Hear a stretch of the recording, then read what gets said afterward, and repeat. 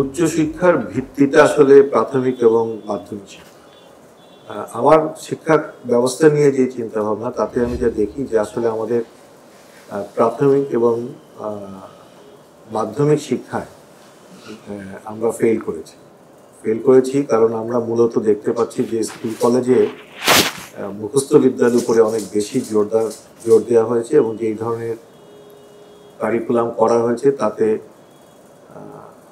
আমরা বেসিক্যালি তোতা পাখি বানিয়েছি। তো সেই অনেক ধরনের এক্সপেরিমেন্ট হয়েছে। এক সময় পার্সেন্টেজে নাম্বার দেওয়া হতো, জিপিএ আনা হলো, জিপিএ এনে জিপিএ ভিত্তিক ইভ্যালুয়েশন শুরু হয়ে গেল। তো এত কিছু করেও চূড়ান্তভাবে আমরা কিন্তু নিজস্ব চিন্তাভাবনা বা ক্রিটিক্যাল থিঙ্কিং যেটাকে আমরা বলি বাচ্চাদের মধ্যে যে ঢোকানো, তাদের কল্পনা শক্তিকে বানানো, সেই কাজগুলো কিন্তু আমরা করতে পারি। আমরা খুব বেশি রেজাল্ট ভিত্তিক, নম্বর ভিত্তিক ইঁদুর দৌড়ে আমরা দৌড়িয়েছি। তার প্রেক্ষিতে বিশ্ববিদ্যালয়গুলো সাফার করেছে। উচ্চশিক্ষাটার ভিত্তি যেহেতু প্রাথমিক এবং মাধ্যমিক শিক্ষা, সেখান থেকে যে ছাত্রগুলো আসছে তাদের মধ্যে একটা বড় অংশই সঠিক নিজের থেকে জ্ঞান আরোহণের যে ক্ষমতাটা দরকার সেটা তারা অর্জন করে আসতে পারে। যে কারণে বিশ্ববিদ্যালয়ের প্রথম বর্ষে তারা খুব বেশি স্ট্রাগল করে, তার পরবর্তীতে এসে, এটা হচ্ছে আমি ছাত্র দিক থেকে বলছি।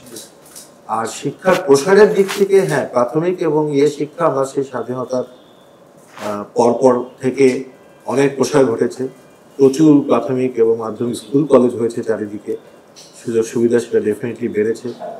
আর বিশ্ববিদ্যালয় তো মানে ব্যাঙের ছাতার মতো বিশ্ববিদ্যালয় হয়েছে, বিশেষ করে গত 15-20 বছরে প্রচুর বিশ্ববিদ্যালয় হয়েছে, প্রাইভেট এবং পাবলিক।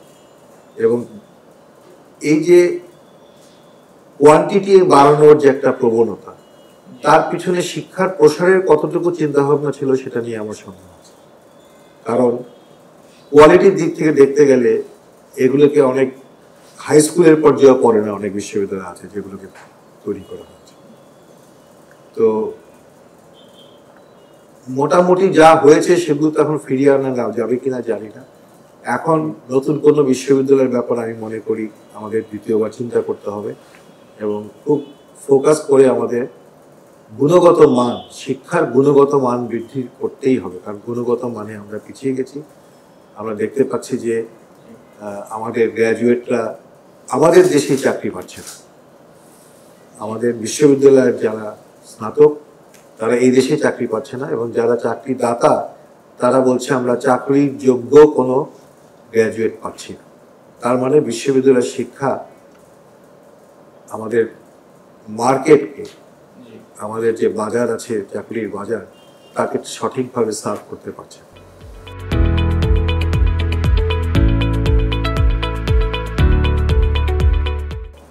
এইটা তো আমাদের সত্যিকার ভাবে শিক্ষা নীতি, যেটা আমরা বলবো শিক্ষা নীতিতে আমাদের বাজারের চাহিদার ভিত্তিতে আমাদেরকে শিক্ষা ব্যবস্থার সম্প্রসারণটা করতে হবে, তাই না? এবং সেই ক্ষেত্রে সরকারি শিক্ষা প্রতিষ্ঠান এবং বেসরকারি শিক্ষা প্রতিষ্ঠান দুটো সমন্বয় করতে হবে। তো আমাদের তো সেই অর্থে আমরা শিক্ষা ব্যবস্থা থেকে কি ধরনের চাকরির বাজারে কি ধরনের গ্র্যাজুয়েট আমরা তৈরি করতে চাই সেই ধরনের কোনো নীতিমালা নেই। চারিদিকে আমাদের একটা ব্যবসায়ী, অনেক ক্ষেত্রে দেখা যাচ্ছে যে বিশেষ করে প্রাইভেট বিশ্ববিদ্যালয়, সেখানে একটা ব্যবসায়িক চিন্তা ভাবনা থেকে করা হচ্ছে। প্রথমে এমন সব খোলা হচ্ছে যে মার্কেটে যে কোনো ডিমান্ড আছে, কিন্তু আমাদের যে হিউম্যান রিসোর্স ডেভেলপমেন্টে যদি একটা ভালো পরিকল্পনা না থাকে, আমরা শিল্পের দিক থেকে, সংস্কৃতির দিক থেকে, কৃষির দিক থেকে, কোন দিক থেকে কোথায় কিভাবে কি আগাবো, কোথায় আমাদের কি হিউম্যান রিসোর্সের চাহিদা আছে, সেইটা যদি আমরা চিন্তা না করি, তাহলে কিন্তু আমরা অপরিকল্পিতভাবে বিশ্ববিদ্যালয়গুলো আমরা দিয়েছি। এবং সেখানে রাজনৈতিক বিবেচনায় বেশিরভাগ বিশ্ববিদ্যালয়, বিশেষ করে প্রাইভেট বিশ্ববিদ্যালয়, গত কয়েক বছরের মধ্যে আমরা দেখেছি যে মূলত রাজনৈতিক বিবেচনায় বিশ্ববিদ্যালয় হওয়া হচ্ছে। তো যেখানে উদ্দেশ্যটা রাজনৈতিক, সেখানে কিন্তু শিক্ষার প্রসার হওয়ার কোনো সুযোগ নেই।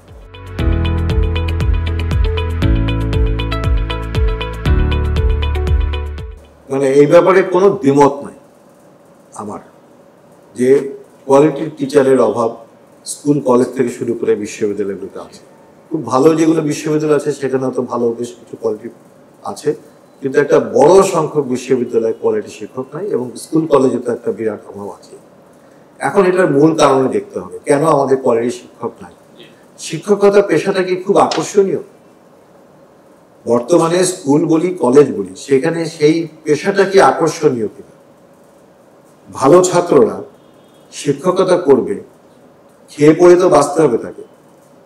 আমরা যদি আমাদের স্কুল কলেজের বেতন দেখি সেখানে তো ভালো ছাত্র আকর্ষণ করার মতো সেই প্যাকেজটা নাই। শুধু জ্ঞান অর্জন এবং জ্ঞান বিতরণ করার জন্য শিক্ষা ব্যবস্থায় ভালো ভালো ছাত্ররা আসবে সেটা আশা করাটা এখনকার একেবারেই অবাস্তব একটা চিন্তা। সো আমাদের সেই প্রবলেমটাকে সলভ করতে হবে, সেটা প্রথমত। দ্বিতীয়ত, এই মুহূর্তে যারা শিক্ষা ব্যবস্থার মধ্যে আছেন, যারা শিক্ষকতা করছেন, তাদের উন্নত প্রশিক্ষণ দেওয়া অত্যন্ত জরুরি, এবং সেটা জাতীয় পর্যায়ে প্রতিটা স্কুল কলেজে একটা এক ধরনের পরীক্ষার মাধ্যমে, এক ধরনের পরিকল্পনার মাধ্যমে। এই জন্য শিক্ষায় ব্যয় বাড়ানো অত্যন্ত জরুরি, এবং সেইখানে যে শিক্ষকরা আছে তাদেরও মান উন্নয়নের জন্য ডেফিনেটলি আমাদেরকে অনেক বেশি জোর দিতে হবে। ইউনিভার্সিটিতে আমরা যদি বলি যে পিএইচডি করা শিক্ষক অভাব, স্বাভাবিকভাবে গবেষণা যারা পিএইচডি মানে তো একটা গবেষণা ট্রেনিং, তো সেই ট্রেনিং প্রাপ্ত শিক্ষকের অভাব আছে, ভালো সাবজেক্টে পাওয়া যাচ্ছে না। তো সেইটার পিছনে যদি আমি কারণ দেখতে যাই, সেখানেও কিন্তু একটা কারণ হচ্ছে যে শিক্ষকতা এখন হয়তো অতখানি আকর্ষণীয় না, এক নম্বর। দুই নম্বর হলো ইন্ডাস্ট্রির সাথে আমরা যদি শিক্ষক বিভিন্ন জায়গায় দেখি, ইন্ডাস্ট্রির সাথে ইউনিভার্সিটির যে একটা কানেকশন, কোলাবোরেশন, সেটা কিন্তু হয়নি। তার মূল কারণ আমরা গবেষণার কথা বলি, বিশ্ববিদ্যালয় উচ্চশিক্ষায় গবেষণার কথা সারাক্ষণই বলছি। উচ্চশিক্ষায় গবেষণা আমি করলাম, তার যদি প্রায়োগিক কোনো না থাকে, প্রয়োগের সুযোগ না থাকে, তাহলে তো এই গবেষণার লব্ধ জ্ঞান থেকে আমি কিছু অর্জন করছি না, না আমার ব্যক্তিগত কোনো স্যাটিসফ্যাকশন আছে, না দেশের কোনো উপকার আছে। তাহলে আমাদেরকে এই যে গবেষণার যে চর্চাটা, সেটা কিন্তু শিল্পে আনতে হবে। পিএইচডি বিশ্ববিদ্যালয়ের শিক্ষকের বাইরে সারা দেশে পিএইচডি দরকার আছে শিল্পক্ষেত্রে বা অন্য ক্ষেত্রে কটা জায়গা আছে? আমি হিসাব করেছি 100-এর বেশি পিএইচডি রিকোয়ার্ড, মানে ওই পজিশনের জন্য পিএইচডি দরকার আছে এমন চাকরিই নেই 100-এর বেশি। তো তাহলে শুধু বিশ্ববিদ্যালয়ের জন্য আমি তো আকর্ষণ করতে পারছি না। আমি উচ্চশিক্ষার জন্য আমি যে বিশ্ববিদ্যালয়ে পিএইচডি প্রদান করব বা ইভেন মাস্টার্স করব, সেই মাস্টার্স পিএইচডি করার তাদের চাকরি ক্ষেত্রটা কোথায়? উচ্চশিক্ষা নিয়ে সে তো একটা উচ্চতর পজিশনে বা একটা আরো বেশি রেসপন্সিবল জায়গায় সে কাজ করতে চাইবে, এবং সে একটা ইনসেন্টিভ চাইবে। সিস্টেমে শিক্ষার যে ভূমিকাটা, সেটা সঠিকভাবে নির্ধারিত হচ্ছে না, এবং সেটার চাহিদাটা সঠিকভাবে দেওয়া হচ্ছে না, ও তা পূরণ করা হচ্ছে।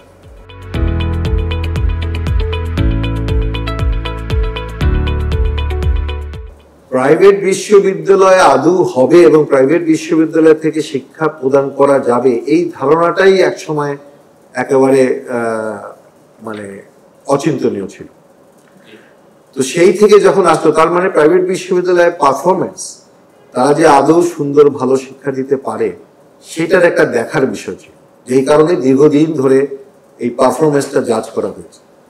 তো এখন আমি মনে করি বাংলাদেশের প্রাইভেট বিশ্ববিদ্যালয়, বেশ কয়েকটা বিশ্ববিদ্যালয় যে কোনো পাবলিক বিশ্ববিদ্যালয় চাইতে কোনো অংশে কম না এবং পিছিয়ে নেই, এবং মোটামুটি অনেক পাবলিক বিশ্ববিদ্যালয় থেকে প্রাইভেট বিশ্ববিদ্যালয় আরো উঁচু স্তরে চলে গেছে। তো এখন ইউজিসি এটা নিয়ে চিন্তা ভাবনা করছে, ইতিমধ্যে বেশ কিছু এগিয়ে গেছে, একটা কমিটি করা হয়েছে।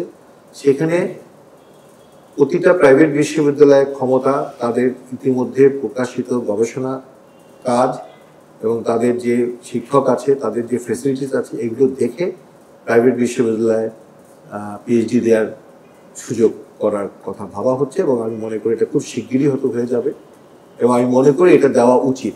কারণ আমি এখন প্রাইভেট বিশ্ববিদ্যালয়, অনেকগুলো প্রাইভেট বিশ্ববিদ্যালয়, আমি বলবো না সব ডিপার্টমেন্ট, বাট বেশ কিছু ডিপার্টমেন্ট পিএইচডি দেওয়ার মতো ক্ষমতা রাখে এবং অনেক পাবলিক বিশ্ববিদ্যালয় চাইতে তাদের ভালো ক্ষমতা আছে বলে মনে করি।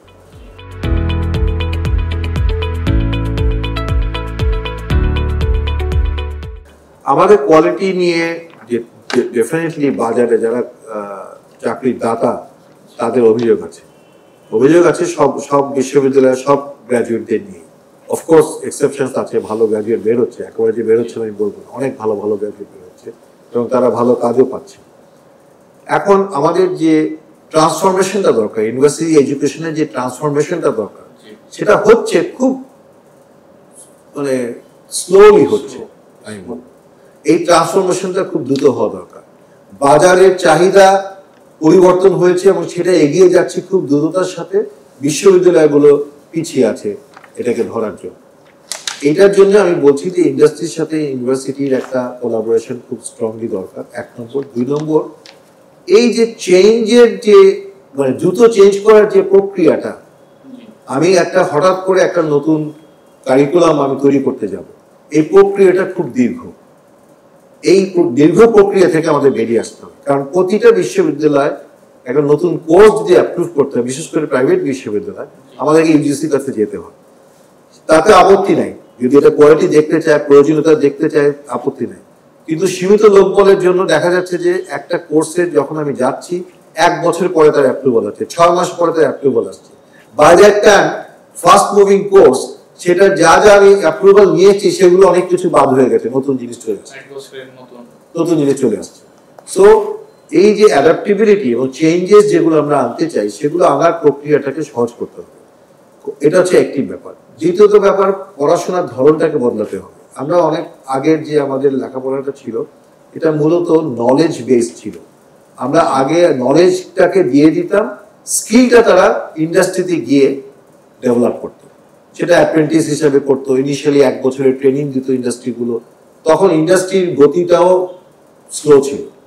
এখন ইন্ডাস্ট্রি আর ট্রেনিং দেওয়ার মতো তাদের সময় নেই, তারা ট্রেন পিপল চায়। তাহলে ইউনিভার্সিটি থেকে আমাদেরকে স্কিল ম্যান পাওয়ার বের করতে হচ্ছে। এই যে স্কিল ডেভেলপমেন্ট করা, এটার ক্ষেত্রে ইউনিভার্সিটিগুলো এখনো পিছিয়ে আছে।